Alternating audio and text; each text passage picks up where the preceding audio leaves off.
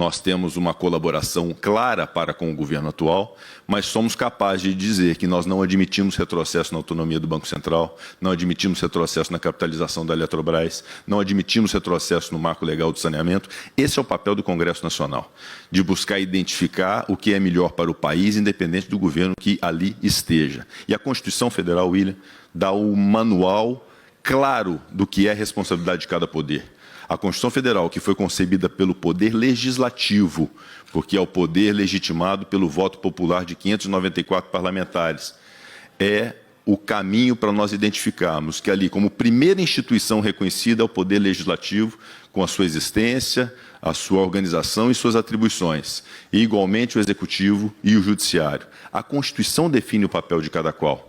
E há uma diferença muito clara entre Executivo, Legislativo e Judiciário que eu gostaria de destacar, que embora o Executivo também decorra da vontade popular da eleição de um presidente e de um vice-presidente, a formação do Poder Executivo se dá por ato do presidente, que escolhe os seus ministros, suas equipes, suas estatais. Mas no Legislativo não, no Legislativo os 594 são votados nos 4 cantos do Brasil e a expressão que existe na Constituição de que todo poder emana do povo, isso se dá de maneira verdadeira e legítima pelo Poder Legislativo que define leis, regras e alterações constitucionais no nosso país. E ao Judiciário cabe, evidentemente, resolver os conflitos como última instância. Não há que se admitir qualquer tipo de revisão pelo Poder Legislativo de decisões judiciais concebidas no Supremo Tribunal Federal. Como não há a mínima possibilidade de se permitir ao Supremo Tribunal Federal ou qualquer instância judiciária que formate as regras e as leis do país, porque isso cabe legitimamente ao Poder Legislativo brasileiro.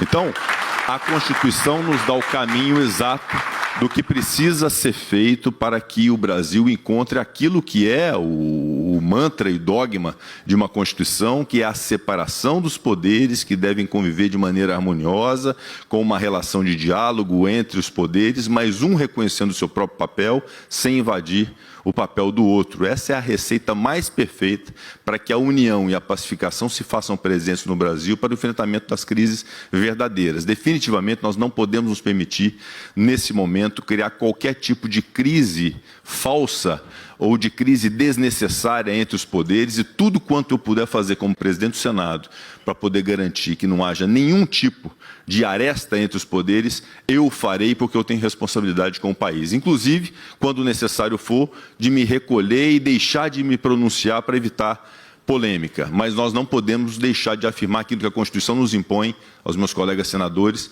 que é o Congresso Nacional o dever de zelar pela atividade legislativa, porque isso exclusivamente nos cabe por uma razão simples. Nós somos votados e eleitos pelo povo brasileiro.